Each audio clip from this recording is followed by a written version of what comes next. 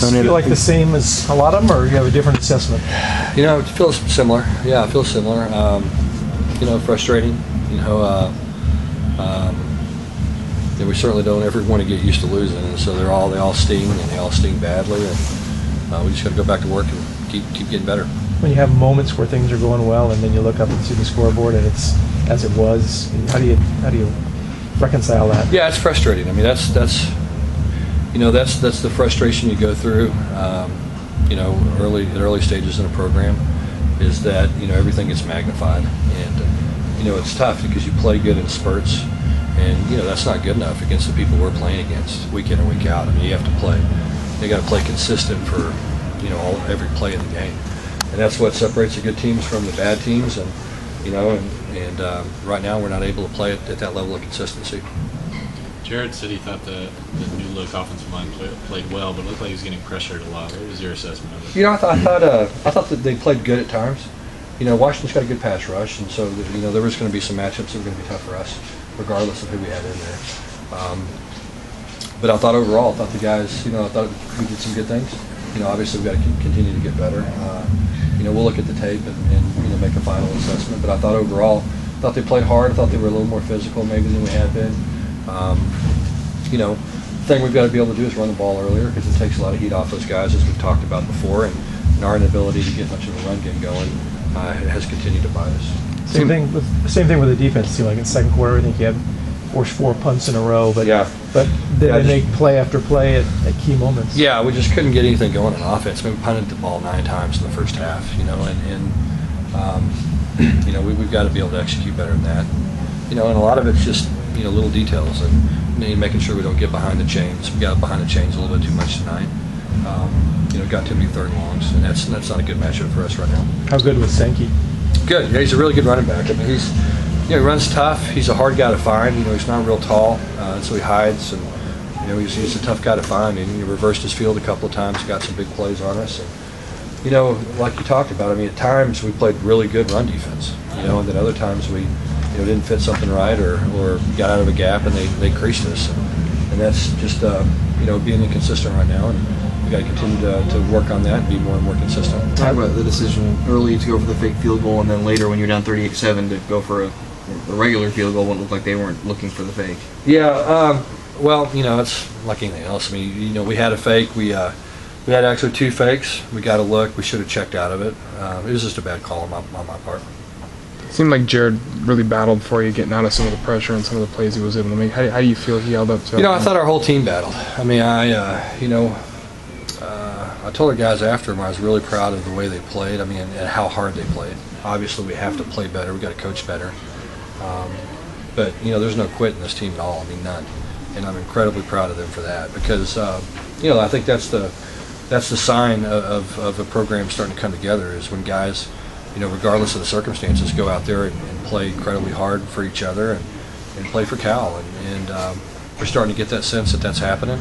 I wish the outcome was better, but our kids care about each other, and I'm really proud of them for the kind of people they are and the way they keep battling.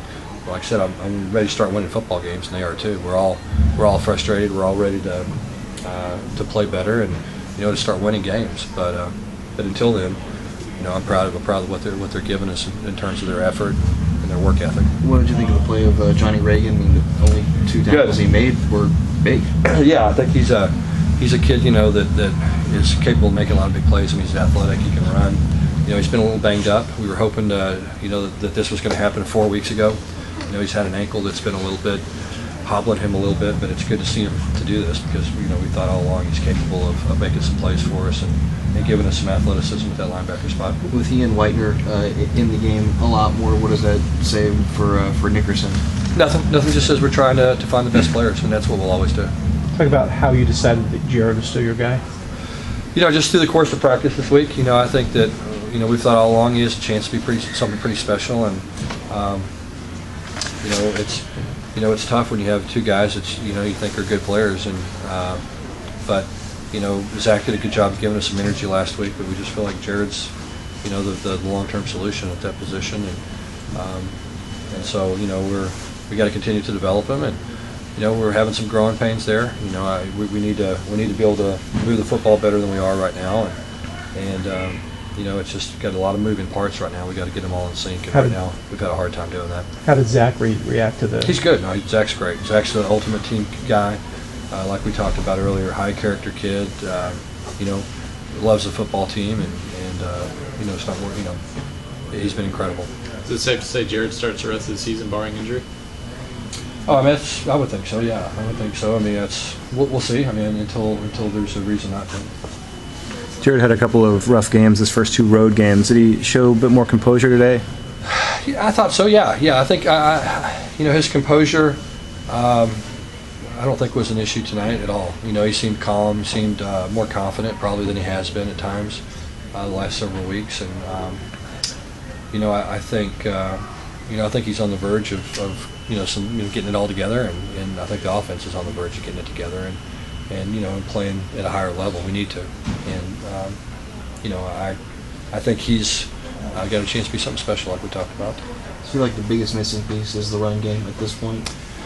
Well, there's a lot of missing pieces. I mean, we're starting a lot of young kids, and so there's there's development when you're starting a lot of young guys, and I think 5 or 6 freshmen on the offense, and so as I said, there's offensive football is about execution, and execution's about repetition, and when you've got young guys, they're behind in terms of repetition, and so we've got to continue to get them reps in hopes that we'll execute at a higher level. What did you see in Irvin this week that kind of led you to give him most of the I think he gives us a little bit something different. He's a little bit more of a downhill runner, runs with his shoulder spur a little bit more. I think sets up blocks, reads blocks probably best of any of our backs, and same thing with Darren. He hadn't been healthy, and so this is really the first couple of weeks he's been healthy, and he's got more of an opportunity, and I think he's performed pretty well when we give him the football. What kind of injuries has he been dealing with? He's had an ankle, had a shoulder, had a little bit of a knee deal. He's just had some different things that haven't been, they've been more limiting than things that have held him out. In the first half, you guys were playing it pretty close. It was 17-7, and then they got that last-minute touchdown. How did that change the...